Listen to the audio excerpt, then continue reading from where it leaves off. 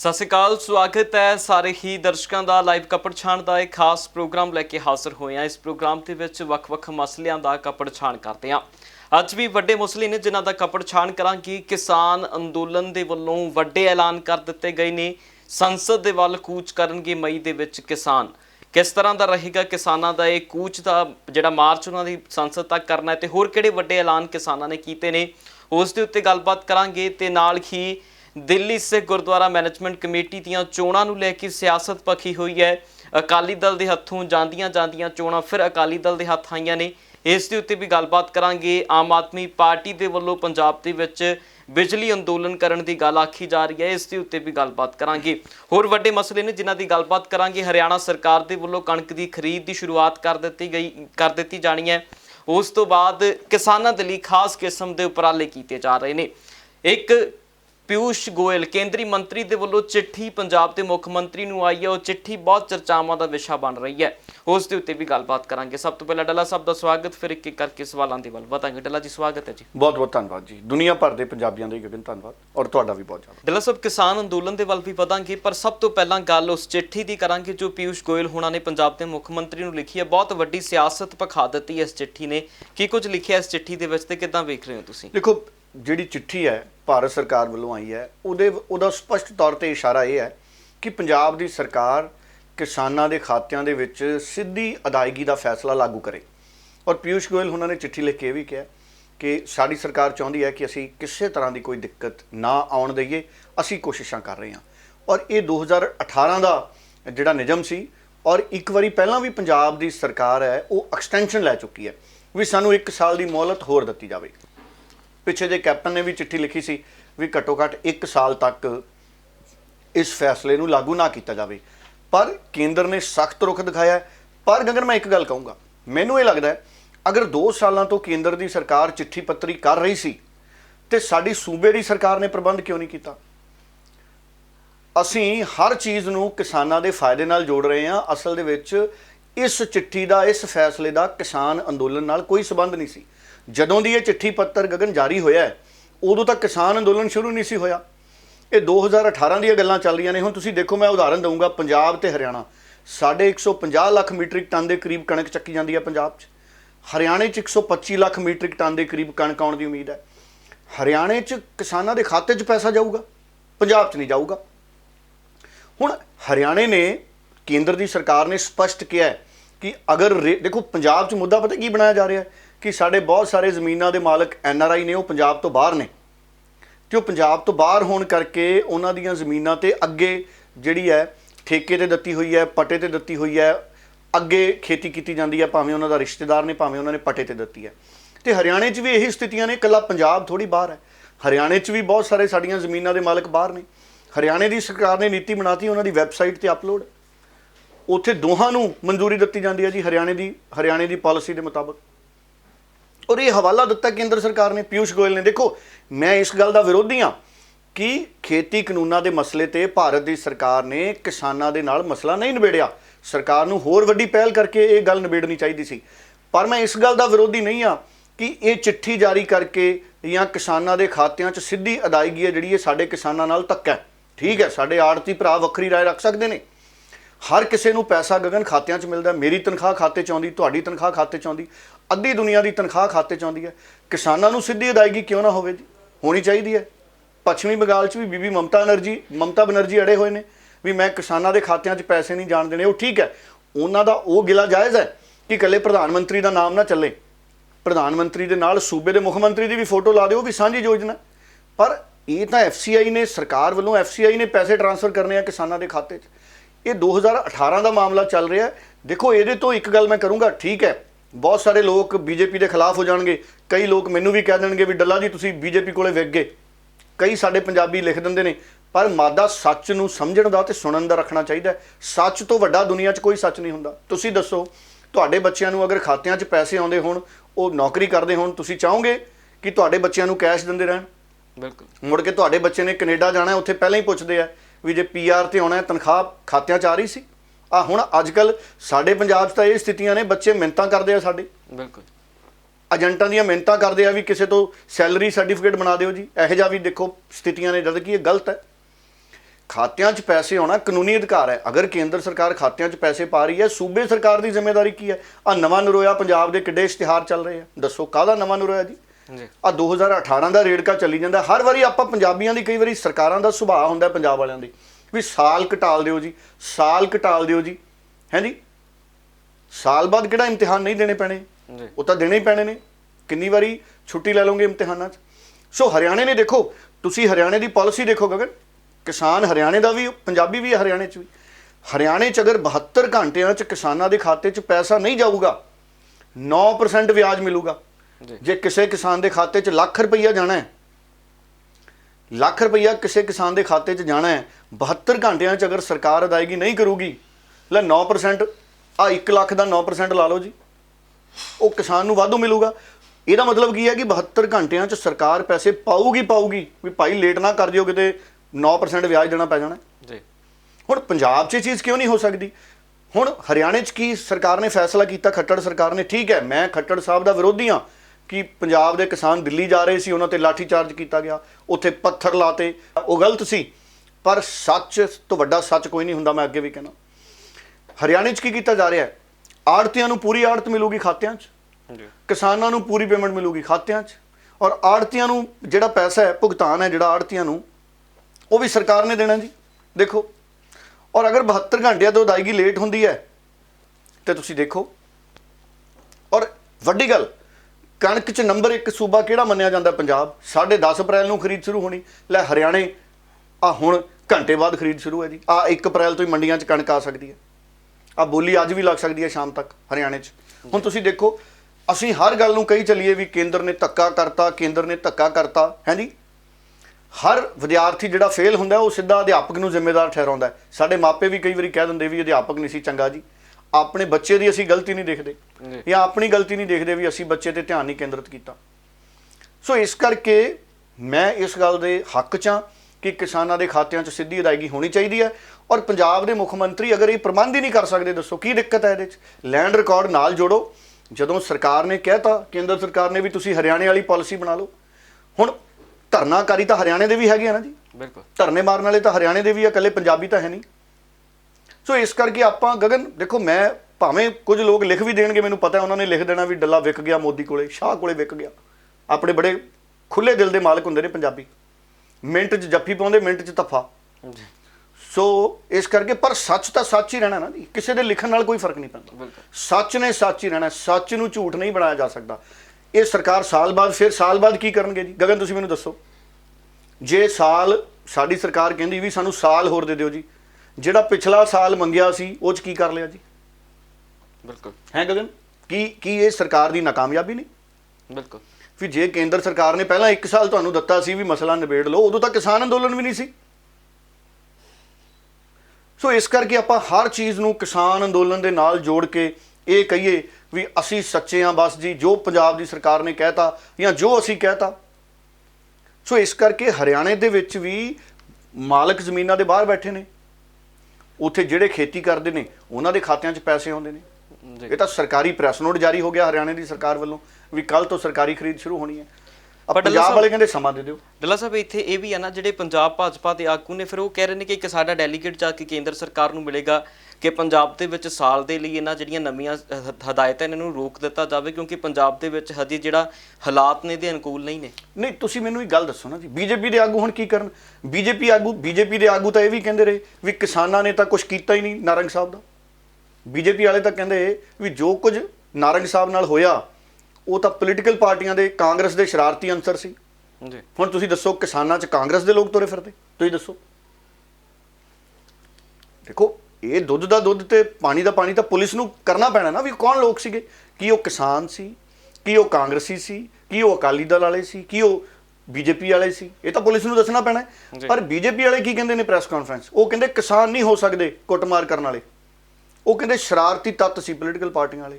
ਸੋ BJP ਵਾਲਿਆਂ ਨੂੰ ਪਤਾ ਵੀ ਅਸੀਂ ਕਿਸਾਨ ਦੇ ਵਿਰੋਧ 'ਚ ਗੱਲ ਕਰਨੀ ਨਹੀਂ, ਉਹ ਤਾਂ ਸਿਆਸਤ ਹੈ ਨਾ, ਬੀਜੇਪੀ ਦੀ ਆਪਣੀ ਸਿਆਸਤ ਹੈ। ਦੇਖੋ, ਹਰਜੀਤ ਗਰੇਵਾਲ ਔਰ ਸਾਰਿਆਂ ਨੇ ਕਹਿਤਾ ਵੀ ਅਸੀਂ ਵੀ ਕੇਂਦਰ ਨੂੰ ਕਵਾਂਗੇ ਜੀ ਵੀ ਸਾਲ ਹੋਰ ਸਮਾਂ ਦੇ ਦਿਓ, ਹਜੇ ਹਾਲਾਤ ਅਨੁਕੂਲ ਨਹੀਂ। ਹਾਲਾਤਾਂ ਦਾ ਖਾਤਿਆਂ 'ਚ ਪੈਸੇ ਨਾਲ ਕੀ ਲੈਣਾ ਦੇਣਾ ਗਗਨ? ਹੁਣ ਦੇਖੋ, ਤੁਸੀਂ ਮੈਨੂੰ ਦੱਸਿਆ ਕਿ ਬਾਗੇ ਪੁਰਾਣੇ 'ਚ 5 ਤਰੀਕ ਨੂੰ ਸਾਡੇ ਆੜਤੀ ਭਰਾ ਵੀ ਉਹ ਕਰ ਰਹੇ ਨੇ ਜੀ, ਠੀਕ ਹੈ, ਉਹ ਜੀ ਸਦਕੇ ਕਰਨ। ਪਰ ਸਾਰੇ ਆੜਤੀਆਂ ਨੂੰ ਤਾਂ ਕਮਿਸ਼ਨ ਮਿਲਣੀ ਹੈ, ਸਰਕਾਰ ਨੇ ਦੇਣੀ ਹੈ। ਔਰ ਮੈਂ ਇੱਕ ਹੋਰ ਗੱਲ ਦੱਸੂਗਾ, ਮੈਂ ਇੱਕ ਸਾਡੇ ਸਰੋਤੇ ਨੇ, ਆਪਣੇ ਇਸ ਪ੍ਰੋਗਰਾਮ ਦੇ ਇੱਕ ਸਰੋਤੇ ਨੇ, ਉਹ ਹੁਸ਼ਿਆਰਪੁਰ ਲਾਗੇ ਇੱਕ ਕਿਸਾਨ ਨੇ, ਉਹਨਾਂ ਨੇ ਮੈਨੂੰ ਇਹ ਵੀ ਦੱਸਿਆ ਕਿ ਐਤਕੀ ਜਿਹੜਾ ਉਹਨਾਂ ਦਾ ਝੋਨਾ ਖਰੀਦਿਆ ਗਿਆ ਸੀ ਜੀ, ਕਿਵੇਂ ਉਹਨਾਂ ਨਾਲ ਧੱਕਾ ਹੋਇਆ। ਸੋ ਹਰ ਤਰ੍ਹਾਂ ਦੇ ਲੋਕ ਹੁੰਦੇ ਨੇ, ਧੱਕੇ ਕਰਨ ਵਾਲੇ ਵੀ ਹੁੰਦੇ ਕਿਸਾਨਾਂ ਨਾਲ ਗਗਨ, ਅਸੀਂ ਇਹ ਨਾ ਭੁੱਲੀਏ। ਸੋ ਇਸ ਕਰਕੇ ਮੇਰੀ ਇਹ ਸਿੱਧੀ ਮੇਰਾ ਇਹ ਓਪੀਨੀਅਨ ਹੈ ਕਿ ਕੈਪਟਨ ਅਮਰਿੰਦਰ ਨੇ ਅਗਰ 1 ਸਾਲ 'ਚ ਉਪਰਾਲੇ ਨਹੀਂ ਕੀਤੇ, ਹੁਣ ਤਾਂ ਚੋਣਾਂ ਦਾ ਵਰ੍ਹਾ, ਹੁਣ ਕੀ ਉਪਰਾਲੇ ਕਰਨਗੇ ਜੀ। ਬਿਲਕੁਲ। ਸੋ ਕੈਪਟਨ ਸਾਹਿਬ ਨੂੰ ਉਪਰਾਲਾ ਕਰਨਾ ਚਾਹੀਦਾ ਹੈ ਕਿ ਅਸੀਂ ਸਥਿਤੀ ਬਣਾਈਏ, ਆੜਤੀਆਂ ਨੂੰ ਵੀ ਖੁਸ਼ ਰੱਖੀਏ, ਵੀ ਆੜਤੀਆਂ ਨੂੰ ਵੀ ਉਹਨਾਂ ਦੀ ਜਿਹੜੀ ਮਿਹਨਤ ਦਾ ਮੁਨਾਫਾ ਮਿਲੇ, ਕਿਸਾਨਾਂ ਨੂੰ ਵੀ ਮਿਹਨਤ ਦਾ ਮੁਨਾਫਾ ਮਿਲੇ, ਤੇ ਖਾਤੇ ਸਿੱਧੇ ਆੜਤੀਆਂ ਦੇ ਪੈਸੇ, ਕਿਸਾਨਾਂ ਦੇ ਪੈਸੇ ਖਾਤਿਆਂ 'ਚ ਆਉਣ।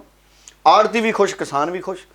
ਇਸ ਗੱਲ ਨੂੰ ਕਿਸਾਨ ਅੰਦੋਲਨ ਨਾਲ ਜੋੜਨ ਦਾ ਕੋਈ ਮਕਸਦ ਮੇਰੀ ਨਜ਼ਰ 'ਚ ਸਮਝ ਨਹੀਂ ਆਉਂਦਾ ਜੀ। ਸੋ ਅਗਰ ਕੋਈ ਇਹੋ ਜਿਹੀ ਗੱਲ ਕਰਦਾ ਹੈ ਤੇ ਫਿਰ ਮੈਂ ਇਹ ਕਹੂੰਗਾ ਕਿ ਉਹ ਵਿਅਕਤੀ ਆਪਣੇ ਆਪ ਦੇ ਵਿੱਚ ਡਬਲ ਮਾਈਂਡਡ ਹੈ, ਕਨਫਿਊਜ਼ਡ ਹੈ ਜੀ। ਸੋ ਕਿਸਾਨਾਂ ਦੇ ਖਾਤਿਆਂ 'ਚ ਪੈਸੇ ਆਉਣੇ ਚਾਹੀਦੇ ਨੇ। ਔਰ ਤੁਸੀਂ ਦੇਖੋ, ਅਗਰ ਸਰਕਾਰ ਨੇ ਫੈਸਲਾ ਨਾ ਕੀਤਾ, ਨਾ ਪ੍ਰਬੰਧ ਕੀਤੇ, ਰੇੜਕਾ ਪੈ ਜਾਣਾ ਕਣਕ ਦੀ ਖਰੀਦ 'ਚ, ਫਿਰ ਸਰਕਾਰ ਕੀ ਕਰੂ ਜੀ, ਸੂਬੇ ਵਾਲੀ। ਬਿਲਕੁਲ। ਔਰ ਤੁਸੀਂ ਦੇਖਿਓ ਹਰਿਆਣੇ 'ਚ ਪੇਮੈਂਟ 72 ਘੰਟਿਆਂ 'ਚ ਕਿਸਾਨਾਂ ਦੇ ਖਾਤਿਆਂ 'ਚ ਆਉਣਗੀਆਂ ਜੀ। ਉਹਨਾਂ ਨੇ ਕਹਿਤਾ 9% ਵਿਆਜ ਥੋੜੀ ਦੇਣਗੇ, ਉਹਨਾਂ ਨੇ 72 ਘੰਟਿਆਂ 'ਚ ਕਿਸਾਨਾਂ ਦੇ ਖਾਤਿਆਂ 'ਚ ਪੇਮੈਂਟ ਪਾ ਦੇਣੀ ਹੈ। ਦੇਖੋ, ਮੁਲਕ 'ਚ ਜਦੋਂ ਕੋਈ ਵਿਵਸਥਾ ਬਣਦੀ ਹੈ ਨਾ ਗਗਨ, ਉਹ ਤੁਸੀਂ ਹਰ ਵਿਵਸਥਾ ਨੂੰ ਨਹੀਂ ਇਨਕਾਰ ਕਰ ਸਕਦੇ, ਤੁਸੀਂ ਮੁਲਕ ਦੇ ਹਰ ਕਾਨੂੰਨ ਨੂੰ ਇਨਕਾਰ ਨਹੀਂ ਕਰ ਸਕਦੇ, ਹੈ ਗਗਨ ਜੀ। ਤੁਸੀਂ ਹਰ ਕਾਨੂੰਨ ਨੂੰ ਇਨਕਾਰ ਨਹੀਂ ਕਰ ਸਕਦੇ। ਸੋ ਇਸ ਕਰਕੇ ਬਹੁਤ ਸਰਕਾਰਾਂ ਦੀ ਜ਼ਿੰਮੇਵਾਰੀ ਹੈ ਕਿ ਇਹ ਮਸਲੇ ਦੇ ਜਿਹੜੇ ਇਹਨਾਂ ਨੂੰ ਸਰਕਾਰਾਂ ਨਾਲ ਉਲਝਾਉਣ।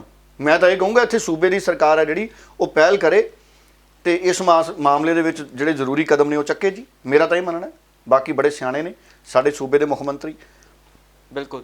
ਸੋ ਇਸ ਸਾਰੇ ਮਸਲੇ ਦੇ ਉੱਤੇ ਵੱਖ-ਵੱਖ ਸਿਆਸੀ ਪ੍ਰਤੀਕਰਮ ਨੇ, ਜਿਸ ਦੇ ਵਿੱਚ ਖਾਸ ਤੌਰ ਤੇ ਉੱਤੇ ਅਕਾਲੀ ਦਲ ਦਾ ਪ੍ਰਤੀਕਰਮ ਵੀ ਹੈ, ਉਸ ਦੇ ਵਿੱਚ ਕਾਂਗਰਸ ਦੇ ਆਗੂ ਰਾਜਕੁਮਾਰ ਵੇਰਕਾ ਹੋਣਾ ਦਾ ਵੀ ਪ੍ਰਤੀਕਰਮ ਹੈ, ਤੇ ਭਾਜਪਾ ਵਾਲਿਆਂ ਨੇ ਵੀ ਪ੍ਰਤੀਕਰਮ ਇਸ ਮਾਮਲੇ ਦੇ ਵਿੱਚ ਦਿੱਤਾ। ਕੀ ਕੁਝ ਇਹਨਾਂ ਸਾਰੇ ਆਗੂਆਂ ਦਾ ਕਹਿਣਾ ਵੀ ਸੁਣਾਉਂਦੇ ਆ ਤੇ ਫਿਰ ਅਗਲੇ ਸਵਾਲਾਂ ਦੇ ਵੱਲ ਵਧਦੇ ਹਾਂ। ਪਰ ਮੈਂ ਪ੍ਰਤੀਕਰਮ ਸੁਣਾਉਣ ਤੋਂ ਪਹਿਲਾਂ ਦੱਸਦਾ, ਇਹ ਸਾਰੇ ਇਹ ਕਹਿ ਰਹੇ ਨੇ, ਇਹਨਾਂ ਨੇ ਆਧਾਰ ਪਤਾ ਕੀ ਬਣਾਇਆ ਕਿ ਪੰਜਾਬ 'ਚ ਜ਼ਮੀਨਾਂ ਦੇ ਮਾਲਕ ਬਾਹਰ ਨੇ ਜੀ, ਇੱਥੇ ਲੋਕ ਪੱਟੇ ਤੇ ਠੇਕੇ ਤੇ ਖੇਤੀ ਕਰਦੇ ਆ।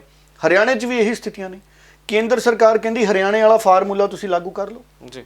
ਸਰਕਾਰ ਲਈ 1 ਘੰਟੇ ਦਾ ਕੰਮ ਹੈ, ਹਰਿਆਣੇ ਵਾਲੀ ਪਾਲਿਸੀ ਚੱਕ ਕੇ ਲਾਗੂ ਕਰ ਲਓ। ਹਰਿਆਣੇ 'ਚ ਵੀ ਤਾਂ ਕਿਸਾਨ ਖੁਸ਼ ਨੇ ਨਾ, ਆੜਤੀ ਵੀ ਖੁਸ਼ ਨੇ, ਮਾੜੇ ਮੋਟੇ ਨਾਰਾਜ਼ ਵੀ ਹੋ ਸਕਦੇ ਨੇ। 100% ਤਾਂ ਦੁਨੀਆ 'ਚ ਕੋਈ ਖੁਸ਼ ਹੋਇਆ ਹੀ ਨਹੀਂ। ਸੁਣਾ ਲਓ ਗੱਲ ਪੰਜਾਬ ਵਾਲੇ ਲੀਡਰਾਂ ਦੀ ਵੀ। पंजाब के मुख्यमंत्री कैप्टन अमरिंदर सिंह जी ने कई बार ये कहा है कि मैं किसान के साथ जीऊंगा, किसान के साथ मरूंगा। एक तरफ आप कहते हो कि खेती कानूनों के ऊपर जो है सुप्रीम कोर्ट ने रोक लगाई है, दूसरी तरफ आप प्रेशर डाल रहे हो, जबरदस्ती उसको लागू करना चाहते हो। आपकी नीयत खराब है और पंजाब के किसान को डराना चाहते हो, धमकाना चाहते हो और बदला लेना चाहते हो। शर्म करो। और बीजेपी पंजाब वालों को कहूंगा मैं, इस्तीफे दो। पंजाब के खिलाफ जब केंद्र बात करता है तो पंजाब के साथ खड़े होना चाहिए। ऐसा है कि किसानां दे हित विच काम करना भारतीय जनता पार्टी की गुड़ती च है। और पिछले 6 सालों की 7 सालों की नरेंद्र मोदी की सरकार ने दिन प्रति दिन किसानां दी जिंदगी च परिवर्तन लियाना से उन्हां दी आमदन नूं 2 गुना करन दे संकल्प नूं पूरा करने वास्ते काम कीता है। हुण यह भी फैसला 2018 च होया सी, जिहदे च देश दीयां 12 स्टेटां दे, जिहदे च पंजाब भी शामिल सी, बह के फैसला किया कि किसान नूं पैसा ਉਹਦੇ ਸਿੱਧੇ ਅਕਾਊਂਟ 'ਚ ਜਾਣਾ ਚਾਹੀਦਾ। ਤੇ ਕੋਈ ਪ੍ਰੋਡਿਊਸ ਕਿਸਾਨ ਕਰ ਰਿਹਾ ਤੇ ਕਿਸਾਨ ਨੂੰ ਉਹਦਾ ਚੈੱਕ ਮਿਲਣਾ ਚਾਹੀਦਾ, ਉਹਦਾ ਆਰਟੀਜੀਐਸ ਉਹਦੇ ਅਕਾਊਂਟ 'ਚ ਜਾਣੀ ਚਾਹੀਦੀ। ਪਰ ਦੁਰਭਾਗਯ ਹੈ ਕਿ 11 ਸਟੇਟਾਂ 'ਚ ਤੇ ਹੋ ਗਿਆ, ਹਿੰਦੁਸਤਾਨ ਸਾਰੇ 'ਚ ਹੋ ਗਿਆ, ਹਰਿਆਣਾ 'ਚ ਹੋ ਗਿਆ। ਪੰਜਾਬ ਦੇ ਅੰਦਰ ਕੈਪਟਨ ਅਮਰਿੰਦਰ ਸਿੰਘ ਦੀ ਸਰਕਾਰ ਰੋੜੇ ਟਕਾ ਰਹੀ ਹੈ ਔਰ ਉਹ ਨਹੀਂ ਚਾਹੁੰਦੀ ਕਿ ਪੰਜਾਬ ਦੇ ਕਿਸਾਨ ਨੂੰ ਸਿੱਧਾ ਪੈਦਾ ਮਿਲ ਸਕੇ। ਇਹ ਕਿਸਾਨ ਵਿਰੋਧੀ ਕਦਮ ਹੈ ਕੈਪਟਨ ਅਮਰਿੰਦਰ ਸਿੰਘ ਦੀ ਸਰਕਾਰ ਦਾ ਔਰ ਸਾਨੂੰ ਇਹਨੂੰ ਤੁਰੰਤ ਲਾਗੂ ਕਰਨਾ ਚਾਹੀਦਾ। ਕਿਸਾਨ ਜਿਹਨੇ ਪ੍ਰੋਡਿਊਸ ਪੈਦਾ ਕੀਤੀ ਹੈ, ਮਿਹਨਤ ਕਰਕੇ, ਖੂਨ ਪਸੀਨਾ ਬਹਾ ਕੇ, ਮਿੱਟੀ 'ਚ ਮਿੱਟੀ ਹੋ ਕੇ, ਉਹ ਉਪਜ ਉਹਦਾ ਪੈਸਾ ਉਹਦੇ ਅਕਾਊਂਟ 'ਚ ਆਉਣਾ ਚਾਹੀਦਾ ਹੈ। ਜੇ 1975 ਰੁਪਏ ਤੈਅ ਹੋਇਆ ਤੇ 1975 ਪੂਰੇ ਦੇ ਪੂਰੇ ਕਿਸਾਨ ਦੀ ਜੇਬ 'ਚ ਜਾਣ, ਨਾ ਕਿ ਕਿਸੇ ਹੋਰ ਦੇ ਕਾਟ ਪਾਟ 'ਚ। ਦੇਖੋ, ਗੱਲ ਇਹ ਹੈ ਕਿ ਬਹੁਤ ਅਫਸੋਸ ਹੈ ਕਿ ਕਿਸਾਨ ਅੰਦੋਲਨ ਤੋਂ ਚਿੜ ਕੇ ਭਾਰਤੀ ਜਨਤਾ ਪਾਰਟੀ ਦੀ ਸਰਕਾਰ ਕੇਂਦਰ ਦੀ ਔਰ ਸਾਡੀ ਵੀ ਜਿਹੜੀ ਸਰਕਾਰ ਹੈ ਪੰਜਾਬ ਦੀ, ਇਹ ਦੋਵੇਂ ਰਲ ਕੇ ਕਈ ਤਰ੍ਹਾਂ ਦੇ ਨਾਟਕ ਕਰ ਰਹੇ।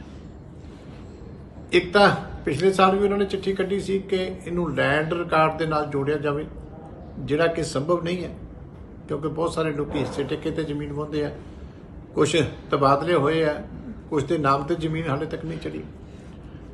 ਔਰ ਫਿਰ ਵੀ ਸਾਡੀ ਸਰਕਾਰ ਨੇ ਪਿਛਲੀ ਵਾਰੀ ਨਾ ਕਰਨ ਦੀ ਬਜਾਏ ਕੇਂਦਰ ਸਰਕਾਰ ਨੂੰ ਸਹਿਮਤੀ ਦਿੱਤੀ ਤੇ ਇਹ ਕਿਹਾ ਕਿ ਅਗਲੇ ਸਾਲ ਤੋਂ ਕਰਦੇ ਹਾਂ।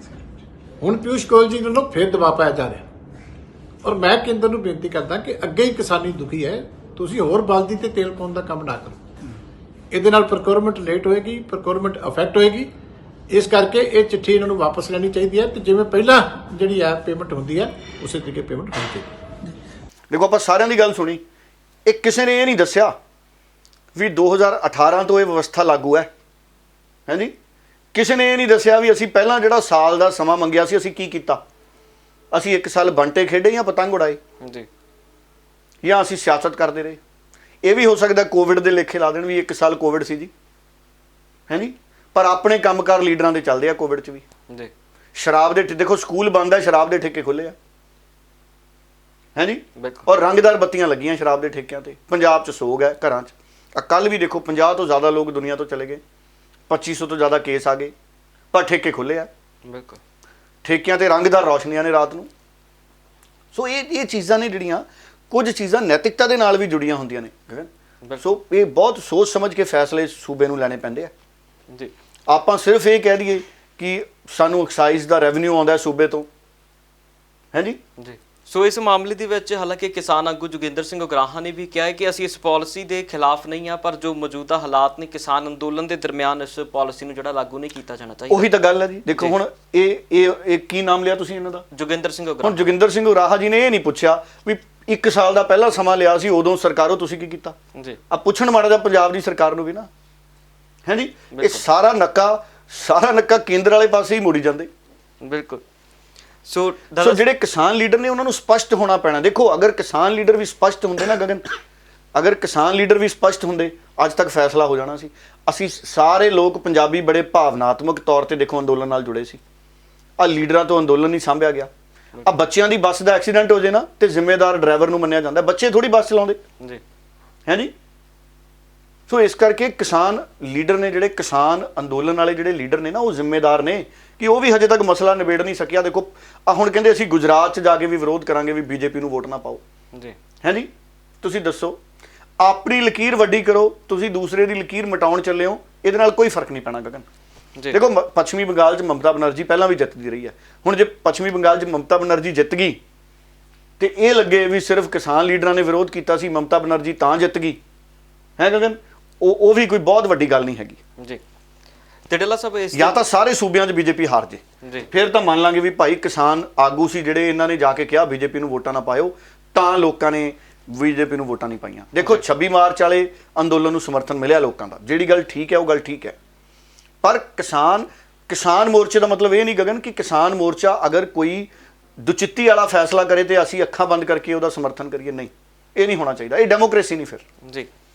ਤੇ ਡੱਲਾ ਸਾਹਿਬ ਇਸ ਦੇ ਨਾਲ ਹੀ ਸੰਯੁਕਤ ਕਿਸਾਨ ਮੋਰਚੇ ਨੇ ਜਿਹੜੇ ਫੈਸਲੇ ਕੀਤੇ, ਮੈਂ ਕਹਿੰਦਾ ਕਿ ਉਹਨਾਂ ਦੇ ਵੱਲ ਵੀ ਵੱਧ ਲਈਏ। ਜੋ ਫੈਸਲੇ ਹੁਣ ਸੰਸਦ ਤੱਕ ਇੱਕ ਕੂਚ ਕਰਨ ਦੀ ਗੱਲ ਆਖੀ ਗਈ ਹੈ, ਇੱਕ ਪੈਦਲ ਮਾਰਚ ਜਿਹੜਾ ਉਹਨਾਂ ਦੇ ਵੱਲੋਂ ਕੀਤਾ ਜਾਣਾ, ਉਸ ਦੇ ਉੱਤੇ ਜ਼ਰੂਰ ਆਪਾਂ ਆਈਏ। ਬਿਲਕੁਲ। ਦੇਖੋ ਮਈ ਤੱਕ ਨਤੀਜੇ ਵੀ ਆ ਜਾਣੇ ਨੇ ਚੋਣਾਂ ਦੇ। ਹੁਣ ਇਹ ਕਹਿੰਦੇ ਅਸੀਂ ਪਾਰਲੀਮੈਂਟ ਵੱਲ ਮਾਰਚ ਕਰਨਾ ਹੈ।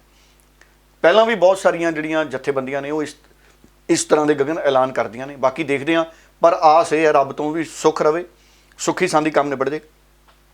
ਔਰ 13 ਅਪ੍ਰੈਲ ਨੂੰ ਖਾਲਸਾ ਦਾ ਸਾਜਨਾ ਦਿਵਸ ਮਨਾਇਆ ਜਾਣਾ ਜੀ, ਬੜੀ ਚੰਗੀ ਗੱਲ ਹੈ, ਇਹ ਤਾਂ ਅਸੀਂ ਸਾਰੇ ਹੀ ਮਨਾਵਾਂਗੇ। ਔਰ 14 ਅਪ੍ਰੈਲ ਨੂੰ ਸੰਵਿਧਾਨ ਦਿਵਸ, ਇਹ ਵੀ ਬੜੀ ਚੰਗੀ ਗੱਲ ਹੈ ਜੀ। ਸੰਵਿਧਾਨ ਸਾਡਾ 14 ਅਪ੍ਰੈਲ ਨੂੰ ਸੰਵਿਧਾਨ ਦਿਵਸ ਮਨਾਇਆ ਜਾਣਾ। ਔਰ 6 ਅਪ੍ਰੈਲ ਨੂੰ ਦੇਸ਼ ਦੇ ਕਿਸਾਨ ਨੇ ਜਿਹੜੇ ਗਗਨ ਉਹ ਮਿੱਟੀ ਲੈ ਕੇ ਜਾਣਗੇ ਦਿੱਲੀ। ਜਿੰਨੇ ਸਾਡੇ ਸ਼ਹੀਦ ਹੋਏ ਨੇ ਉਹਨਾਂ ਦੀ ਯਾਦਗਾਰ ਉਸਾਰੀ ਜਾਣੀ ਹੈ। ਇਹ ਫੈਸਲਾ ਵੀ ਕਿਸਾਨ ਅੰਦੋਲਨ ਦਾ। ਔਰ ਮਜ਼ਦੂਰ ਦਿਵਸ ਮੌਕੇ ਕਿਸਾਨ ਮਜ਼ਦੂਰ ਏਕਤਾ ਦਿਵਸ ਮਨਾਇਆ ਜਾਣਾ। ਦੇਖੋ ਇਹ ਵੀ ਗੱਲ ਚੰਗੀ ਹੈ ਜੀ। ਕਿਸਾਨਾਂ ਤੇ ਮਜ਼ਦੂਰਾਂ ਦੇ ਵਿੱਚ ਏਕਤਾ ਵੀ ਬੜੀ ਜ਼ਰੂਰੀ ਹੈ ਔਰ ਏਕਤਾ ਨਜ਼ਰ ਵੀ ਆ ਰਹੀ ਹੈ, ਇਹੋ ਜਿਹੀ ਗੱਲ ਨਹੀਂ। ਕਿਸਾਨਾਂ ਤੇ ਮਜ਼ਦੂਰਾਂ ਦੀ ਏਕਤਾ ਦਿਖ ਰਹੀ ਹੈ। ਔਰ ਭਾਰਤ ਦੇ 700 ਤੋਂ ਵੱਧ ਜ਼ਿਲ੍ਹਿਆਂ 'ਚ ਘਿਰਾਓ ਕੀਤੇ ਜਾਣੇ ਨੇ ਜੀ, ਜਿਹੜੇ ਫੂਡ ਕਾਰਪੋਰੇਸ਼ਨ ਆਫ ਇੰਡੀਆ ਦੇ ਦਫ਼ਤਰ ਨੇ। ਇਹ ਕਿਸਾਨ ਵਿਰੋਧ ਜਿਹੜੇ ਨੇ ਇਹ ਉਹਨਾਂ ਨੇ ਆਪਣਾ ਰੂਪ ਰੇਖਾ ਜਿਹੜੀ ਹੈ ਐਲਾਨੀ ਹੈ। ਦੇਖੋ ਕਿਸਾਨ ਅੰਦੋਲਨ ਹੈ ਜਿਹੜਾ 26 ਮਾਰਚ ਦਾ ਜਿਹੜਾ ਬੰਦ ਸੀ ਗਗਨ ਉਹ ਪ੍ਰਭਾਵੀ ਰਿਹਾ ਜੀ। ਉਹਨੂੰ ਮਿਲਿਆ ਜੁਲਿਆ ਭਾਵੇਂ ਸਮਰਥਨ ਮਿਲਿਆ, ਪਰ ਚੰਗਾ ਸਮਰਥਨ ਮਿਲਿਆ। ਉੱਤਰ ਭਾਰਤ 'ਚ ਦਿੱਲੀ, ਪੰਜਾਬ, ਹਰਿਆਣਾ ਔਰ ਉੱਤਰ ਪ੍ਰਦੇਸ਼, ਪੱਛਮੀ ਉੱਤਰ ਪ੍ਰਦੇਸ਼, ਰਾਜਸਥਾਨ, ਮੱਧ ਪ੍ਰਦੇਸ਼ ਦਾ ਕਾਫੀ ਹਿੱਸਾ, ਛੱਤੀਸਗੜ੍ਹ, ਇਸ ਪਾਸੇ ਤਾਂ ਕਾਫੀ ਹੁੰਗਾਰਾ ਮਿਲਿਆ। ਸੋ ਹੁਣ ਦੇਖਦੇ ਹਾਂ ਜੀ ਬਾਕੀ ਕਿਸਾਨ ਅੰਦੋਲਨ ਹੈ ਜਿਹੜਾ ਇਹ ਕਿਵੇਂ ਅੱਗੇ ਵੱਧਦਾ। ਜੇ ਕਿਸੇ ਦੀ ਗੱਲ ਸੁਣਾਉਣੀ ਹੈ ਤੁਸੀਂ ਸੁਣਾ ਵੀ ਦਿਓ ਕਿਸੇ ਲੀਡਰ ਦੀ। ਬਿਲਕੁਲ। ਤੇ ਡੱਲਾ ਸਾਹਿਬ ਮੈਂ ਕਹਾਂਗਾ ਇਹ 'ਚ KMP ਨੂੰ ਜਾਮ ਕਰਨ ਦੀ ਗੱਲ ਵੀ ਉਹਨਾਂ ਨੇ ਹਾਂ, ਇਹ ਵੀ ਬਹੁਤ ਵੱਡੀ ਗੱਲ ਹੈ ਜੀ। ਦੇਖੋ ਜਿਹੜਾ KMP ਹੈ ਨਾ ਜੀ, ਇਹ ਪਲਵਲ ਔਰ ਕਿਹੜਾ ਜੀ, ਕੁੰਡਲੀ ਮਾਨੇਸਰ ਹਾਂ, ਪਲਵਲ, ਕੁੰਡਲੀ ਪਲਵਲ ਮਾਨੇਸਰ, KMP ਅੰਗਰੇਜ਼ੀ 'ਚ ਲਿਖਦੇ ਅੱਜ ਕੱਲ੍ਹ, KMP ਕੁੰਡਲੀ ਮਾਨੇਸਰ ਪਲਵਲ। ਇਹ ਜਿਹੜਾ ਹਾਈਵੇ ਮੈਂ ਵੀ ਦਿੱਲੀ ਕਈ ਵਾਰੀ ਇਹਦੇ ਤੋਂ ਲੰਘ ਕੇ ਜਾਣਾ ਜੀ। ਅਗਰ 24 ਘੰਟੇ ਦਾ ਕਹਿੰਦੇ ਲਗਭਗ ਜਾਮ ਹੈ ਇੱਥੇ। ਸੋ 24 ਘੰਟੇ ਦਾ ਜਾਮ ਬਹੁਤ ਵੱਡਾ ਹੁੰਦਾ ਹੈ ਗਗਨ। ਸੋ ਇਹ ਡੇਟ ਵੀ ਮੈਂ ਦੱਸ ਦਿੰਦਾ ਲੱਭ ਕੇ ਇੱਥੇ। ਇਹ 10 ਅਪ੍ਰੈਲ ਨੂੰ ਕਰਨਾ ਜੀ। ਸੋ 10 ਅਪ੍ਰੈਲ ਨੂੰ ਸਵੇਰੇ 11 ਵਜੇ ਤੋਂ, ਸੋ 11 ਵਜੇ ਤੋਂ ਪਹਿਲਾਂ ਹੀ ਜਿਹਨੇ ਲੰਘਣਾ ਦਿੱਲੀ ਨੂੰ ਪਹਿਲਾਂ ਹੀ ਲੰਘ ਜਾਓ। ਜੀ। ਸੋ 11 ਵਜੇ ਨਾਕੇ ਲੱਗ ਜਾਣੇ ਉੱਥੇ ਕਿਸਾਨ ਮੋਰਚੇ ਦੇ। ਸੋ 11 ਵਜੇ ਤੋਂ 10 ਅਪ੍ਰੈਲ ਨੂੰ 11 ਵਜੇ ਤੋਂ ਅਗਲੇ ਦਿਨ 11 ਵਜੇ ਤੱਕ, ਮਤਲਬ 24 ਘੰਟੇ ਦਾ ਇਹ ਜਿਹੜਾ ਜਾਮ ਉੱਥੇ ਕੀਤਾ ਜਾਣਾ ਜੀ। ਇਹ ਵੀ ਵੱਡਾ ਫੈਸਲਾ ਜੀ ਕਿਸਾਨਾਂ ਦਾ। ਬਿਲਕੁਲ। ਸੋ ਕਿਸਾਨ ਮੋਰਚੇ ਦੇ ਵੱਲੋਂ ਜੋ ਮਈ ਦੇ ਵਿੱਚ ਸੰਸਦ ਦੇ ਵੱਲ ਕੂਚ ਕਰਨ ਦੀ ਗੱਲ ਆਖੀ ਗਈ ਹੈ, ਉਸ ਦੇ ਵਿੱਚ ਉਹਨਾਂ ਨੇ ਸਾਫ਼ ਕਰ ਦਿੱਤਾ ਕਿ ਕਿਸਾਨ ਕਿਸੇ ਵੀ ਤਰ੍ਹਾਂ ਦੇ ਸਾਧਨ ਦੇ ਉੱਤੇ ਨਹੀਂ ਜਾਣਗੇ। ਕਿਸਾਨ ਪੈਦਲ ਮਾਰਚ ਕੱਢਣਗੇ ਤੇ ਖਾਲੀ ਹੱਥ ਜਾਣਗੇ। ਕਿਸੇ ਤਰ੍ਹਾਂ ਦੀ ਕੋਈ ਹਿੰਸਕ ਝੜਪ ਉਸ ਦੇ ਵਿੱਚ ਨਾ ਹੋ ਸਕੇ, ਇਸ ਗੱਲ ਦਾ ਧਿਆਨ ਖਾਸ ਤੌਰ ਦੇ ਉੱਤੇ ਮੈਂ ਤਾਂ ਕਹਿੰਦਾ ਮੂੰਹ ਤੇ ਕਾਲੀਆਂ ਪੱਟੀਆਂ ਬੰਨ੍ਹ ਕੇ ਜਾਣਗੇ। ਬਿਲਕੁਲ। ਨਾਲੇ ਉਹ ਮਾਸਕ ਦਾ ਕੰਮ ਕਰੂ ਭੀੜ 'ਚ ਜੀ। ਹੈ ਜੀ, ਮੂੰਹ ਤੇ ਕਾਲੇ ਮਾਸਕ ਲਾ ਲੈਣੇ ਚਾਹੀਦੇ। ਨਾਲੇ ਰੋਸ ਹੋ ਗਿਆ ਕਿਸਾਨਾਂ ਦਾ, ਨਾਲੇ ਕੋਵਿਡ ਦੇ ਖਿਲਾਫ ਬਚਾਅ ਹੋ ਗਿਆ। ਦੇਖੋ ਦਿੱਲੀ ਦੇ ਮੈਂ ਮੁੱਖ ਮੰਤਰੀ ਦੇਖਦਾ ਅਰਵਿੰਦ ਕੇਜਰੀਵਾਲ ਸਾਹਿਬ, ਉਹ ਦਿੱਲੀ 'ਚ ਉਹਨਾਂ ਦੇ ਇਸ਼ਤਿਹਾਰ ਚੱਲਦੇ ਸੀ ਟੀਵੀਆਂ ਤੇ, ਕਿੰਨਾ ਸਮਾਂ ਚੱਲਦੇ ਰਹੇ ਜੀ ਵੀ ਭੀੜ 'ਚ ਨਾ ਜਾਓ। ਹੈ ਜੀ, ਕਹਿੰਦੇ ਬਾਜ਼ਾਰਾਂ 'ਚ ਭੀੜ 'ਚ ਨਾ ਜਾਓ। ਧਾਰਾ 144 ਲੱਗੀ ਰਹੀ, ਕਹਿੰਦੇ 5 ਬੰਦੇ ਕਿਤੇ ਇਕੱਠੇ ਨਾ ਹੋ। ਆ ਪੰਜਾਬ 'ਚ ਰੈਲੀ ਕਰ ਗਏ ਕੇਜਰੀਵਾਲ ਸਾਹਿਬ, ਮਹਾਪੰਚਾਇਤ। ਦਿੱਲੀ 'ਚ ਉਹ ਜਿਹੜੇ ਹੁਕਮ ਜਾਰੀ ਕਰਦੇ ਨੇ ਉਹ ਪੰਜਾਬ 'ਚ ਰੈਲੀ ਕਰ ਗਏ। ਮੰਚ ਤੇ ਪੂਰੀ ਭੀੜ ਸੀ, ਦੇਖੋ ਰੈਲੀ 'ਚ ਵੀ ਬੜੀ ਭੀੜ ਸੀ। ਸੋ ਇਸ ਕਰਕੇ ਜਿਹੜਾ ਪੋਲੀਟੀਕਲ ਲੀਡਰਾਂ ਦਾ ਜਿਹੜਾ ਕਿਰਦਾਰ ਹੈ ਨਾ ਗਗਨ, ਉਹ ਸਵੇਰੇ ਹੋਰ ਹੁੰਦਾ, ਸ਼ਾਮ ਨੂੰ ਹੋਰ ਹੁੰਦਾ। ਇਸੇ ਕਰਕੇ ਮਾਫੀ ਮੰਗੀ ਨਾ ਮਜੀਠੀਆ ਤੋਂ ਜੀ। ਸੋ ਮੈਂ ਮਤਲਬ ਮੈਂ ਇਸੇ ਕਰਕੇ ਕਹਿ ਰਿਹਾ, ਭਾਵੇਂ ਕੁਝ ਲੋਕ ਮੇਰੇ ਤੋਂ ਨਾਰਾਜ਼ ਹੋਣਗੇ ਵੀ ਡੱਲਾ ਜੀ ਤੁਸੀਂ ਕਿਉਂ ਕਹਿ ਰਹੇ ਹੋ ਵੀ ਲਾਗੂ ਹੋਣੀ ਚਾਹੀਦੀ ਕਿਸਾਨਾਂ ਦੇ ਖਾਤੇ 'ਚ ਪੈਸੇ। ਆਪਣੇ ਤੇ ਲਓ। ਤੁਹਾਨੂੰ ਤੁਹਾਡੀ ਕੰਪਨੀ ਕਹਿ ਦੇ ਵੀ ਤੁਹਾਡੇ ਖਾਤੇ 'ਚ ਤਨਖਾਹ ਨਹੀਂ ਆਉਣੀ ਜੀ, ਤੇ ਤੁਹਾਨੂੰ 5-5 ਦਿਨ ਲੇਟ ਤਨਖਾਹ ਮਿਲੇ ਤੇ ਤੁਹਾਡੇ ਦਿਲ ਤੇ ਕੀ ਬੀਤੂ ਹੈ ਜੀ। ਸੋ ਇਸ ਕਰਕੇ ਸੱਚ ਹੀ ਹੁੰਦਾ। ਜਿਵੇਂ ਮੈਂ ਕਈ ਦਿਨਾਂ ਦਾ ਕਹਿ ਰਿਹਾ, ਸੱਚ ਤੋਂ ਵੱਡਾ ਸੱਚ ਕੋਈ ਨਹੀਂ। ਸੱਚ ਨੂੰ ਸਵੀਕਾਰ ਕਰਨਾ ਚਾਹੀਦਾ ਜੀ। ਚੰਗੀ ਗੱਲ ਕਿਸੇ ਨੇ ਵੀ ਕੀਤੀ ਹੋਵੇ ਤੇ ਉਹਨੂੰ ਮੰਨ ਲੈਣਾ ਚਾਹੀਦਾ। ਸੰਯੁਕਤ ਕਿਸਾਨ ਮੋਰਚੇ ਦੀ ਵੀ ਗੱਲਬਾਤ ਸੁਣਾ ਦਿੰਦੇ ਹਾਂ ਕਿ ਆਖਰਕਾਰ ਉਹਨਾਂ ਨੇ ਕਿਸ ਤਰਤੀਬ ਬਾਈ ਜਿਹੜੇ ਐਲਾਨ ਕੀਤੇ ਨੇ। ਉਸ ਤੋਂ ਬਾਅਦ ਅਗਲੇ ਸਵਾਲਾਂ ਦੇ ਵੱਲ ਵਧਦੇ ਹਾਂ। एक जो बड़ा प्रोग्राम लिया गया है वो है कि अगले महीने के मई के पहले पखवाड़े में दिल्ली कूच का, संसद कूच का प्रोग्राम बनाया गया है। और उस संसद कूच में हमारे पूरे देश से लोग शामिल होंगे। उसमें महिलाएं भी होंगी, उसमें हमारे बेरोजगार भाई भी होंगे, मजदूर भाई भी होंगे, और भी जितने इस आंदोलन में सहयोग कर रहे हैं वो सभी साथ में होंगे। ਤੇ ਡੱਲਾ ਸਾਹਿਬ ਉਧਰ ਹੁਣ ਜਿਹੜਾ ਨਿਰਯਾਤ ਆਯਾਤ ਜਿਹੜਾ ਹੁਣ ਪਾਕਿਸਤਾਨ ਦੇ ਨਾਲ ਖੁੱਲਣ ਦੀਆਂ ਜਿਹੜੀਆਂ ਕਿਆਸਰਾਈਆਂ ਸੀਗੀਆਂ ਉਹ ਕਿਤੇ ਨਾ ਕਿਤੇ ਉਹਨਾਂ ਨੂੰ ਬੂਰ ਪੈਂਦਾ ਨਜ਼ਰ ਆ ਰਿਹਾ ਹੈ। ਕਿੱਦਾਂ ਵੇਖ ਰਹੇ ਹੋ ਇਮਰਾਨ ਖਾਨ ਅਤੇ ਭਾਰਤ ਸਰਕਾਰ ਦੇ ਇਸ ਫੈਸਲੇ ਨੂੰ? ਦੇਖੋ ਮੈਨੂੰ ਇਹ ਲੱਗਦਾ ਕਿ ਕੁਝ ਦਿਨ ਪਹਿਲਾਂ ਨਵਜੋਤ ਸਿੱਧੂ ਨੇ ਵੀ ਟਵੀਟ ਕੀਤਾ ਸੀ ਇੱਕ ਜੀ ਕਿ ਗੱਲਬਾਤ ਹੈ ਜਿਹੜੀ ਦਵੱਲੀ ਗੱਲਬਾਤ ਹੈ ਜਿਹੜੀ ਉਹ ਵਪਾਰ ਕਾਰੋਬਾਰ ਦੇ ਮਸਲੇ ਤੇ ਹੋ ਸਕਦੀ ਹੈ। ਇਹ ਬੜੀ ਚੰਗੀ ਗੱਲ ਹੈ ਜੀ। ਔਰ ਦੇਖੋ ਪਾਕਿਸਤਾਨ ਦੇ ਮੰਤਰੀ ਮੰਡਲ ਨੇ ਫੈਸਲਾ ਕਰਤਾ। ਉਹਨਾਂ ਨੇ ਜਿਹੜੀ ਰੋਕ ਲਾਈ ਸੀ ਨਾ ਗਗਨ, ਧਾਰਾ 370 ਜਦੋਂ ਹਟਾਈ ਸੀ ਜੀ, ਤੇ ਉਹਨਾਂ ਨੇ ਰੋਕ ਲਾਤੀ ਸੀ ਦਵੱਲੇ ਵਪਾਰਕ ਸੰਬੰਧਾਂ ਤੇ, ਵਿਹਾਰਕ ਸੰਬੰਧਾਂ ਤੇ। ਸੋ ਹੁਣ ਦੁਬਾਰਾ ਪਾਕਿਸਤਾਨ ਵੀ ਭਾਰਤ ਨਾਲ ਵਪਾਰ ਸਥਾਪਿਤ ਕਰਨਾ ਚਾਹੁੰਦਾ। ਹੁਣ ਉਹਨਾਂ ਨੇ ਕਪਾਹ ਤੇ ਸੂਤੀ ਧਾਗੇ, ਜੀ ਹੁਣ ਪਾਕਿਸਤਾਨ ਨੇ ਫੈਸਲਾ ਕੀਤਾ ਵੀ ਕਪਾਹ ਤੇ ਸੂਤੀ ਧਾਗੇ ਜਿਹੜੇ ਨੇ ਪਾਕਿਸਤਾਨ ਦੀਆਂ ਜਿਹੜੀਆਂ ਕੰਪਨੀਆਂ ਨੇ ਉਹ ਭਾਰਤ ਤੋਂ ਖਰੀਦ ਸਕਦੀਆਂ ਨੇ ਜੀ। ਦੇਖੋ ਸਾਡਾ ਸੂਤੀ ਧਾਗਾ ਕਿੱਡਾ ਤਕੜਾ ਜੀ। ਮੈਂ ਤਾਂ ਗਗਨ ਤੁਹਾਨੂੰ ਦੱਸਦਾ, ਅਸੀਂ ਕਿਉਂਕਿ ਪਿੰਡਾਂ ਪੁੰਡਾਂ 'ਚ ਵੀ ਪੜ੍ਹੇ ਆ ਤੇ ਅਸੀਂ ਤਾਂ ਡੋਰ ਬਹੁਤ ਦੇਰ ਦੇਖੀ ਆਪਣੀ ਜ਼ਿੰਦਗੀ 'ਚ। ਅਸੀਂ ਰੀਲ ਨਾਲ, ਜਿਹੜੀ ਸੂਤੀ ਧਾਗੇ ਦੀ ਰੀਲ ਹੁੰਦੀ ਹੈ ਨਾ ਜੀ, ਅਸੀਂ ਰੀਲ ਨਾਲ ਹੀ ਪਤੰਗ ਉਡਾਉਂਦੇ ਰਹੇ ਕਿੰਨੇ ਸਾਲ। ਤਾਂ ਸ਼ਹਿਰਾਂ 'ਚ ਜਾ ਕੇ ਪਤਾ ਲੱਗਿਆ ਵੀ ਡੋਰ ਵੀ ਕੋਈ ਚੀਜ਼ ਹੁੰਦੀ। ਪਿੰਡਾਂ 'ਚ ਕਦੀ ਅਸੀਂ ਸੁਣਦੇ ਹੁੰਦੇ ਸੀ ਵੀ ਕੋਈ ਡੋਰ ਹੁੰਦੀ ਹੈ, ਪਰ ਕਦੀ ਦੇਖੀ ਨਹੀਂ ਸੀ। ਬਿਲਕੁਲ। ਹੁਣ ਸੂਤੀ ਧਾਗਾ ਅਸੀਂ ਉਦੋਂ ਵੀ ਦੇਖੋ ਪਤੰਗ ਉਡਾਉਂਦੇ ਸੀ ਸੂਤੀ ਧਾਗੇ ਨਾਲ, ਐਡਾ ਸਾਡਾ ਸੂਤੀ ਧਾਗਾ ਮਜ਼ਬੂਤ ਸੀ। ਕਈ ਵਾਰੀ ਅਸੀਂ ਸੂਤੀ ਧਾਗੇ ਨਾਲ ਡੋਰ ਵਾਲੇ ਦਾ ਪਤੰਗ ਕੱਟ ਦਿੰਦੇ ਸੀ ਜਦੋਂ ਅਸੀਂ ਨਵੇਂ ਸ਼ਹਿਰਾਂ 'ਚ ਆਏ, ਹੋਸਟਲ 'ਚ ਪੜ੍ਹੇ, ਹੋਸਟਲ ਦੀ ਛੱਤ ਤੇ ਪਤੰਗ ਉਡਾਉਂਦੇ ਸੀ ਤੇ ਸੂਤੀ ਧਾਗੇ ਨਾਲ ਡੋਰ ਵਾਲੇ ਦਾ ਪਤੰਗ ਕੱਟ ਦਿੰਦੇ ਸੀ। ਇਹਦਾ ਮਤਲਬ ਕੀ ਹੈ ਕਿ ਸੂਤੀ ਧਾਗਾ ਕਿੱਡਾ ਮਜ਼ਬੂਤ ਹੈ ਸਾਡੇ, ਹੈ ਜੀ। ਇੱਕ ਬਹੁਤ ਵੱਡੀ ਕੰਪਨੀ ਆ ਪੰਜਾਬ ਦੀ, ਚਲੋ ਉਹਦਾ ਮੈਂ ਨਾਂ ਨਹੀਂ ਲੈਂਦਾ, ਲੋਕ ਕਹਿਣਗੇ ਮਸ਼ਹੂਰੀ ਕਰਤੀ, ਬਹੁਤ ਵੱਡੀ ਕੰਪਨੀ ਆ ਉਹ, ਸਵੈਟਰ ਸੂਟਰ ਕੱਪੜੇ ਕੁਪੜੇ ਹੋਰ ਬੜਾ ਕੁਝ ਬਣਾਉਂਦੇ ਸੀ, ਹੁਣ ਵੀ ਬਣਾਉਂਦੇ ਜੀ। ਉਹਨਾਂ ਦਾ ਸੂਤੀ ਧਾਗਾ ਹੁੰਦਾ ਸੀ, ਅਸੀਂ ਰੀਲ ਖਰੀਦ ਕੇ ਲਿਆਉਣੀ ਸਪੈਸ਼ਲ, ਵੀ ਡੋਰ ਜੋਗੇ ਕਈ ਵਾਰੀ ਪੈਸੇ ਨਹੀਂ ਸੀ ਇਕੱਠੇ ਹੁੰਦੇ ਹੋਸਟਲ 'ਚ ਜੀ, ਤੇ ਅਸੀਂ ਸੂਤੀ ਧਾਗੇ ਵਾਲੀਆਂ ਰੀਲਾਂ 3-4 ਲਿਆਉਣੀਆਂ, ਵੀ ਜਿਵੇਂ ਜਿਵੇਂ ਮੁੱਕੀ ਜਾਣਗੀਆਂ। ਮਤਲਬ ਸੂਤੀ ਧਾਗਾ ਵੀ ਸਾਡਾ ਬਹੁਤ ਮਜ਼ਬੂਤ ਹੈ। ਔਰ ਸੂਤੀ ਧਾਗਾ ਕਪਾਹ ਹੁਣ ਪਾਕਿਸਤਾਨ ਜਦੋਂ ਜਾਣਾ ਹੈ ਤੇ ਕੰਪਨੀਆਂ ਨੇ ਸਭ ਤੋਂ ਪਹਿਲਾਂ ਆਰਡਰ ਪੰਜਾਬ ਵਾਲੇ ਪਾਸੇ ਦੇਣੇ ਨੇ। ਉਹਨਾਂ ਨੂੰ ਪਤਾ ਹੈ ਵੀ ਪਹਿਲਾਂ ਤਾਂ ਅਸੀਂ ਇਕੱਠੇ ਹੀ ਸੀ ਨਾ, ਵਿਹੜੇ 'ਚ ਕੰਧ ਹੀ ਹੋਈ, ਬਿਲਕੁਲ ਉਹ ਵੀ ਕੰਧ ਵੀ ਤਾਰ ਵਾਲੀ ਵਿਹੜੇ 'ਚ। ਹੁਣ ਉਹਨਾਂ ਨੂੰ ਪਤਾ ਹੈ ਵੀ ਸਾਡੀ ਕੁਆਲਿਟੀ ਤੇ ਇਹ ਕੁਆਲਿਟੀ ਕਿੱਦਾਂ ਦੀ ਹੈ, ਇਸ ਕਰਕੇ ਜ਼ਿਆਦਾ ਇੱਧਰੋਂ ਜਾਊਗਾ, ਮੈਨੂੰ ਜੋ ਲੱਗਦਾ। ਸੋ ਇਹ ਬੜਾ ਚੰਗਾ ਫੈਸਲਾ ਜੀ।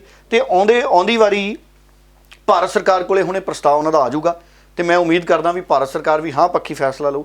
ਦੇਖੋ ਭਾਰਤ ਤੇ ਪਾਕਿਸਤਾਨ ਦੇ ਵਿੱਚ ਅਗਰ ਵਪਾਰ ਸਾਂਝਾ ਹੋ ਜਾਏ ਨਾ ਜੀ ਗਗਨ, ਕਿੰਨਾ ਕੁਛ ਹੈ। ਜਿਵੇਂ ਨਵਜੋਤ ਸਿੰਘ ਸਿੱਧੂ ਕਹਿੰਦਾ ਹੁੰਦਾ ਨਾ ਵੀ ਜੇ ਕੋਈ ਚੀਜ਼ ਪਾਕਿਸਤਾਨ ਭੇਜਣੀ ਹੈ ਤੇ ਹੁਣ ਉਹ ਕਿੰਨੇ ਮੁਲਕਾਂ 'ਚ ਘੁੰਮ ਕੇ ਜਾਂਦੀ, ਤੇ ਜੇ ਵਪਾਰ ਸਾਂਝਾ ਹੋ ਜੇ, ਹੈ ਜੀ, ਆਹ ਕੰਡੀਲੀ ਤਾਰ ਤੋਂ ਲਿਫਾਫਾ ਫੜਾ ਦਿਓ, ਆਲੂਆਂ ਦਾ, ਪਿਆਜ਼ਾਂ ਦਾ, ਅਮਰੂਦਾਂ ਦਾ, ਕੇਲੇ, ਸੇਬ। ਮਟਲਾ ਸਾਹਿਬ ਇੱਕ ਰੇਟ ਲਿਸਟ ਜਿਹੜੀ ਨਵਜੋਤ ਸਿੰਘ ਸਿੱਧੂ ਹੋਣਾ ਨੇ ਟਵੀਟ ਦੇ ਵਿੱਚ ਜਾਰੀ ਕੀਤੀ ਸੀ, ਉਹ ਵੀ ਇੱਕ ਵਾਰ ਜ਼ਰੂਰ ਪੜ੍ਹ ਦਿੰਨਾ ਜੀ। ਕਹਿੰਦੇ ਜੇ ਇੰਡੀਆ ਦੇ ਵਿੱਚ ਚੋਲਾਂ ਦੇ ਜੇਕਰ ਰੇਟ ਵੇਖੀਏ ਤਾਂ 3200 ਰੁਪਏ ਨੂੰ ਹੈ ਤੇ ਪਾਕਿਸਤਾਨ ਦੇ ਵਿੱਚ 7000 ਰੁਪਏ ਨੂੰ। ਅੱਛਾ, ਚੌਲਾਂ ਦਾ ਰੇਟ ਪ੍ਰਤੀ ਕੁਇੰਟਲ। ਤੇ ਜੇਕਰ ਪੰਜਾਬ ਦੀ ਗੱਲ ਕਰੀਏ, ਇੰਡੀਆ ਦੀ ਗੱਲ ਕਰੀਏ, ਇੰਡੀਆ 'ਚ ਟਮਾਟਰ 20 ਰੁਪਏ ਆ, ਉੱਥੇ 150 ਰੁਪਏ ਆ। ਅੱਛਾ, ਪਾਕਿਸਤਾਨ 'ਚ ਟਮਾਟਰ ਐਡਾ ਮਹਿੰਗਾ ਹੈ ਜੀ? 150 ਰੁਪਏ। ਤੇ ਜੇਕਰ ਅਦਰਕ ਦੀ ਗੱਲ ਕਰੀਏ, ਇੱਥੇ 22 ਰੁਪਏ ਆ ਤੇ ਉੱਥੇ 150 ਰੁਪਏ। ਮਟਰ ਫਿਰ ਤਾਂ ਅਦਰਕ ਖਾਈਏ ਹੀ ਨਾ ਆਪਾਂ ਉੱਥੇ ਹੋਈਏ। ਬਿਲਕੁਲ, ਮਟਰ ਇੱਥੇ 5 ਰੁਪਏ ਨੇ ਤੇ ਉੱਥੇ 25 ਰੁਪਏ ਜੀ। ਸੋ ਮਟਰ ਦਾ ਬਹੁਤਾ ਫਰਕ ਨਹੀਂ। ਕਣਕ 1700 ਰੁਪਏ ਇੱਧਰ ਹੈ ਤੇ 2900 ਰੁਪਏ ਉੱਧਰ ਹੈ। ਸੋ ਜੇਕਰ ਉਹ ਕਹਿੰਦੇ ਕਿ ਫਾਰਮਰਸ ਦੇ ਲਈ ਵੀ ਇਹ ਮਾਰਕੀਟ ਖੋਲੇ ਤਾਂ ਕਿਤੇ ਨਾ ਕਿਤੇ ਪੰਜਾਬ ਦੇ ਕਿਸਾਨਾਂ ਦੇ ਲਈ ਵੀ ਬਹੁਤ ਵੱਡੀ ਚੀਜ਼ ਹੋ ਸਕਦੀ ਹੈ। ਬਿਲਕੁਲ। ਪਰ ਇਹ ਹੈ ਵੀ ਪਾਕਿਸਤਾਨ ਦਾ ਰੁਪਈਆ ਥੋੜਾ ਜਿਹਾ ਆਪਣੇ ਨਾਲੋਂ ਹਜੇ ਹੇਠਾਂ ਹੈ ਜੀ, ਪਰ ਬੰਗਲਾਦੇਸ਼ ਵਾਲੇ ਬਰਾਬਰ ਲਿਆਈ ਫਿਰਦੇ, ਨੇੜੇ ਤੇੜੇ ਹੈ ਬੰਗਲਾਦੇਸ਼ ਵਾਲਿਆਂ ਨੇ ਦੇਖੋ ਆਪਣੀ ਇਕਨੋਮੀ ਨੂੰ ਬਹੁਤ ਮਜ਼ਬੂਤ ਕੀਤਾ। ਔਰ ਤੁਹਾਨੂੰ ਮੈਂ ਦੱਸਦਾ, ਬੰਗਲਾਦੇਸ਼ ਦੇ ਵਿੱਚ ਵੀ ਕਾਟਨ ਐਂਡ ਟੈਕਸਟਾਈਲ, ਤੁਸੀਂ ਦੇਖੋ ਹੁਣ ਪਾਕਿਸਤਾਨ ਆਪਣੀ ਕਪਾਹ ਤੇ ਉਹ ਮੰਗਾ ਰਿਹਾ ਨਾ, ਬੰਗਲਾਦੇਸ਼ ਦੀ ਕਪਾਹ, ਸੂਤੀ ਧਾਗਾ, ਟੈਕਸਟਾਈਲ ਦਾ ਬਿਜ਼ਨਸ, ਵਪਾਰ। ਕਿਉਂਕਿ ਮੈਂ ਬਿਜ਼ਨਸ ਦੀ ਰਿਪੋਰਟਿੰਗ ਵੀ ਕੀਤੀ ਹੈ ਜਦੋਂ ਮੈਂ ਦਿੱਲੀ ਇੱਕ ਬਹੁਤ ਵੱਡੇ ਚੈਨਲ 'ਚ ਹੁੰਦਾ ਸੀ, ਦੇਸ਼ ਭਗਤ ਚੈਨਲ 'ਚ ਬਿਜ਼ਨਸ ਦੀ ਰਿਪੋਰਟਿੰਗ ਵੀ ਕਰਦੇ ਸੀ ਅਸੀਂ। ਬੰਗਲਾਦੇਸ਼ ਕਪਾਹ, ਟੈਕਸਟਾਈਲ, ਨਿਟਿੰਗ 'ਚ ਭਾਰਤ ਨਾਲੋਂ ਵੀ ਕਿਤੇ ਮੁਕਾਬਲਾ ਕਰਦਾ। ਬੰਗਲਾਦੇਸ਼ ਦੇਖੋ ਉਹਨੇ ਕਿਹੜੀ ਤਰੱਕੀ ਕੀਤੀ, ਇਕਨੋਮੀ ਕਿੰਨੀ। ਬੰਗਲਾਦੇਸ਼ ਛੋਟਾ ਜਿਹਾ ਮੁਲਕ ਹੈ, ਇੰਦਰਾ ਗਾਂਧੀ ਨੇ ਬਣਾਤਾ ਸੀ ਕਹਿੰਦੇ। ਮੋਦੀ ਸਾਹਿਬ ਨੇ ਵੀ ਉਦੋਂ ਜੇਲ੍ਹ ਗਏ, ਕਹਿੰਦੇ ਮੋਦੀ ਸਾਹਿਬ ਨੇ ਦੱਸਿਆ ਵੀ ਮੈਂ ਵੀ ਬੰਗਲਾਦੇਸ਼ ਦੀ ਆਜ਼ਾਦੀ ਦੇ ਸੰਘਰਸ਼ 'ਚ ਜੇਲ੍ਹ ਗਿਆ ਸੀ। ਬੜੀ ਖੁਸ਼ੀ ਹੋਈ ਇਹ ਗੱਲ ਜਾਣ ਕੇ ਕਿ ਸਾਡੇ ਪ੍ਰਧਾਨ ਮੰਤਰੀ ਸਾਹਿਬ ਨੇ ਦੇਖੋ ਤਾਂ ਹੁਣ ਵੀ ਮਤਲਬ ਇਸ ਗੱਲ ਨੂੰ ਉਹਨਾਂ ਨੇ ਦੱਸਿਆ ਤੇ ਕਿੱਡਾ ਫਖਰ ਮਹਿਸੂਸ ਹੋਇਆ ਕਿ ਸਾਡੇ ਵੱਡੇ ਵੱਡੇ ਲੀਡਰ ਨੇ ਜਿਹੜੇ ਉਹਨਾਂ ਨੇ ਬੰਗਲਾਦੇਸ਼ ਦੀ ਆਜ਼ਾਦੀ ਲਈ ਕਿੱਡਾ ਘੋਲ ਕੀਤਾ, ਕਿੱਡੇ ਯਤਨ ਕੀਤੇ। ਇੰਦਰਾ ਗਾਂਧੀ ਨੂੰ ਜ਼ਿਆਦਾ ਸਿਹਰਾ ਮਿਲ ਗਿਆ ਕਿਉਂਕਿ ਉਦੋਂ ਇੰਦਰਾ ਗਾਂਧੀ ਪ੍ਰਧਾਨ ਮੰਤਰੀ ਸੀ ਜੀ। ਤੇ ਹੁਣ ਜਿਹੜੀ ਗੱਲ ਹੈ ਕਿ ਪਾਕਿਸਤਾਨ ਦੇ ਨਾਲ ਅਗਰ ਇਸ ਤਰੀਕੇ ਦਾ ਵਪਾਰ ਖੁੱਲ੍ਹ ਜੇ, ਜਿਵੇਂ ਸਿੱਧੂ ਨੇ ਆંકੜੇ ਪੇਸ਼ ਕੀਤੇ ਨੇ, ਦੇਖੋ ਪਾਕਿਸਤਾਨ ਦਾ ਰੁਪਈਆ ਕਮਜ਼ੋਰ ਹੈ। ਸੋ ਸਿੱਧੂ ਸਾਹਿਬ ਨੇ ਜਿਹੜੀ ਚੀਜ਼ ਲਿਖੀ ਹੈ ਉਹ ਬਹੁਤ ਉਹਨਾਂ ਨੇ ਸੋਚ ਸਮਝ ਕੇ ਲਿਖੀ ਹੋਣੀ, ਕਿਉਂਕਿ ਉਹ ਬਿਨਾਂ ਰਿਸਰਚ ਤੋਂ, ਅੰਗਰੇਜ਼ੀ ਦਾ ਸ਼ਬਦ ਹੈ, ਪੰਜਾਬੀ 'ਚ ਆਪਾਂ ਕਹਿ ਦਿੰਦੇ ਹਾਂ ਪੁੱਛ-ਗਿੱਛ, ਵੀ ਬਿਨਾਂ ਪੁੱਛ-ਗਿੱਛ ਤੋਂ ਉਹਨਾਂ ਨੇ ਪਾਈ ਨਹੀਂ ਹੋਣੀ, ਪਤਾ ਕੀਤਾ ਹੋਣਾ, ਕਿਉਂਕਿ ਆਪ ਮੰਡੀਆਂ 'ਚ ਜਾਂਦੇ ਰਹਿੰਦੇ ਹੋ। ਸੋ ਇਸ ਕਰਕੇ ਇਹ ਅਗਰ ਇੱਦਾਂ ਹੋ ਜੇ, ਵਪਾਰ ਖੁੱਲ੍ਹ ਜਾਣ ਤੇ ਬੜਾ ਇਹਦਾ ਫਾਇਦਾ ਜੀ। ਸੋ ਉਮੀਦ ਕਰਦੇ ਹਾਂ ਵੀ ਇਹ ਵਪਾਰ ਖੁੱਲ੍ਹ ਜਾਣਗੇ ਜੀ ਸਾਰੇ, ਤੇ ਭਾਰਤ ਵਾਲੇ ਪਾਸੇ ਵੀ ਫਿਰ ਪਾਕਿਸਤਾਨ ਵਾਲੇ ਪਾਸਿਓਂ ਸਮਾਨ ਆਸਾਨੀ ਨਾਲ ਆ ਜਾ ਕਰੂ ਜੀ। ਸਾਡੇ ਵੀ ਆਪਣੇ ਵੀ ਬੜਾ ਕੁਝ ਆਉਂਦਾ ਜੀ, ਆ ਖਜੂਰਾਂ, ਮੇਵੇ ਮੂਵੇ, ਆ ਬਦਾਮ ਕਾਜੂ, ਬੜਾ ਕੁਝ ਕਹਿੰਦੇ ਅਫਗਾਨਿਸਤਾਨ ਤੋਂ ਚੱਲ ਕੇ ਪਾਕਿਸਤਾਨ ਦੇ ਰਾਹ ਆ ਜਾ ਕਰੂ। ਬਿਲਕੁਲ। ਸੋ ਅਸੀਂ ਵੀ ਚਲੋ 4 ਕਾਜੂ ਖਾ ਲਾਂਗੇ। ਮੈਨੂੰ ਕਈ ਵਾਰੀ ਆਪਣੇ ਦਰਸ਼ਕ ਸਲਾਹ ਵੀ ਦਿੰਦੇ ਹੁੰਦੇ ਵੀ ਬਦਾਮ, ਕਾਜੂ, ਕਿਸ਼ਮਿਸ਼ ਖਾਇਆ ਕਰੋ। ਅੱਜ ਕਿਸੇ ਨੇ ਲਿਖਿਆ ਸੀ ਕਮੈਂਟ ਕੱਲ੍ਹ ਵਾਲੇ ਪ੍ਰੋਗਰਾਮ ਜੀ, ਉਤੋਂ ਹੇਠਾਂ ਇੱਕ ਨੇ ਤਾਂ ਕੁਝ ਹੋਰ ਹੀ ਲਿਖਤਾ ਸੀ। ਸੋ ਹਰ ਤਰ੍ਹਾਂ ਦੇ ਜਿਹੜੇ ਆਪਣੇ ਪੰਜਾਬੀ ਨੇ ਮਨ ਪਰਚਾਵਾ ਵੀ ਕਰ ਲੈਂਦੇ ਨੇ ਕਈ ਵਾਰੀ। ਬਿਲਕੁਲ।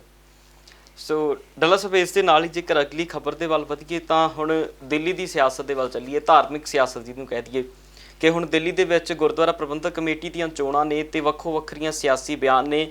ਕੱਲ੍ਹ ਤਾਂ ਇੰਝ ਲੱਗਿਆ ਸੀ ਕਿ ਜਿੱਦਾਂ ਹੁਣ ਅਕਾਲੀ ਦਲ ਦੇ ਹੱਥੋਂ ਜਿਹੜੀ ਕੁਰਸੀ ਆ ਉਹ ਖਿਸਕਦੀ ਨਜ਼ਰ ਆਈ ਹੈ, ਪਰ ਸ਼ਾਮ ਹੁੰਦਿਆਂ ਫਿਰ ਅਕਾਲੀ ਦਲ ਦੇ ਹੱਥ ਜਿਹੜਾ ਇੱਕ ਵਾਰ ਫਿਰ ਚੋਣ ਲੜਨ ਦਾ ਲਿਫਾਫਾ ਹੱਥ 'ਚ ਆਇਆ। ਕਿੱਦਾਂ ਵੇਖ ਰਹੇ ਹੋ ਉਹਨੂੰ? ਦੇਖੋ, ਇਹ ਬੜੀ ਅਕਾਲੀ ਦਲ ਦੇ ਪੱਖੋਂ ਤਾਂ ਬੜੀ ਖੁਸ਼ੀ ਵਾਲੀ ਗੱਲ ਹੈ। ਸੁਖਬੀਰ ਬਾਦਲ ਨੇ ਵੀ ਟਵੀਟ ਕੀਤਾ ਤੁਰੰਤ। ਸੁਖਬੀਰ ਬਾਦਲ ਸਿਹਤਯਾਬ ਹੋ ਗਏ, ਅੱਜ ਰੈਲੀ ਵੀ ਕਰ ਰਹੇ ਨੇ। ਕਿੱਥੇ ਕਰ ਰਹੇ?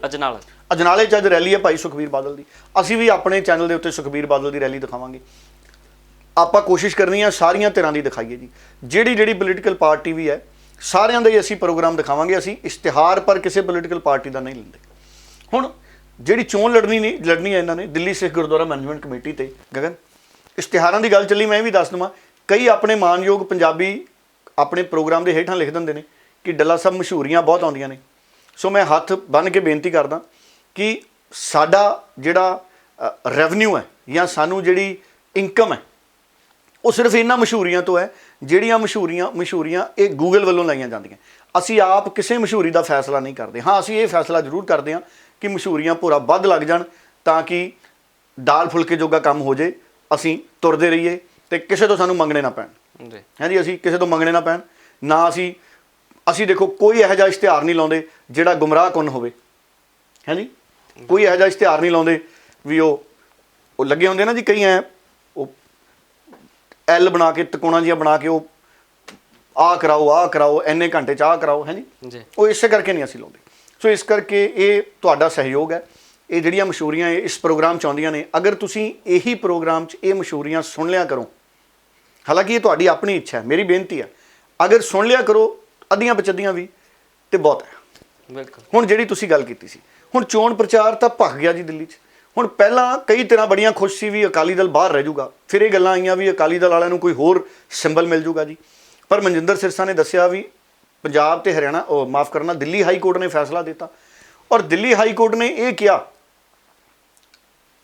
ਮਤਲਬ ਦਿੱਲੀ ਹਾਈ ਕੋਰਟ ਨੇ ਜਿਹੜੀ ਟਿੱਪਣੀ ਕੀਤੀ ਹੈ, ਉਹਨਾਂ ਨੇ ਧਾਰਮਿਕ ਪਾਰਟੀਆਂ ਦੀ ਫਿਲਾਸਫੀ ਤੇ ਟਿੱਪਣੀ ਕੀਤੀ ਹੈ ਵੀ ਧਾਰਮਿਕ ਪਾਰਟੀਆਂ ਕੀ ਹੁੰਦੀਆਂ। ਸੋ ਅਕਾਲੀ ਦਲ ਨੂੰ ਉਸੇ ਚੋਣ ਨਿਸ਼ਾਨ ਨੂੰ ਬਹਾਲ ਕਰਤਾ ਜੀ। ਬਾਲਟੀ ਦੇਖੋ, ਲੰਗਰ ਦੀ ਸੇਵਾ ਬਾਲਟੀ ਨਾਲ ਹੁੰਦੀ ਹੈ ਜੀ, ਕਿੰਨੀ ਆਪਾਂ ਬਾਲਟੀ ਦੀ ਵਰਤੋਂ ਕਰਦੇ ਹਾਂ। ਔਰ ਦੇਖੋ ਹੈ ਮੁਕਾਬਲਾ ਦਿੱਲੀ 'ਚ। ਹੁਣ ਮਨਜਿੰਦਰ ਸਿਰਸਾ ਇੱਕ ਪਾਸੇ, ਜਾਗੋ ਨੇ ਤਾਂ ਆਪਣੇ 13-14 ਉਮੀਦਵਾਰੀ ਐਲਾਨ ਤੇ ਜੀ। ਜਾਗੋ ਵਾਲਿਆਂ ਦਾ ਪੂਰਾ ਨਾਮ ਦੱਸਿਓ। ਆਪਣੇ ਉਹ ਸਾਬਕਾ ਪ੍ਰਧਾਨ ਨੇ ਮਨਜੀਤ ਸਿੰਘ ਜੀਕੇ।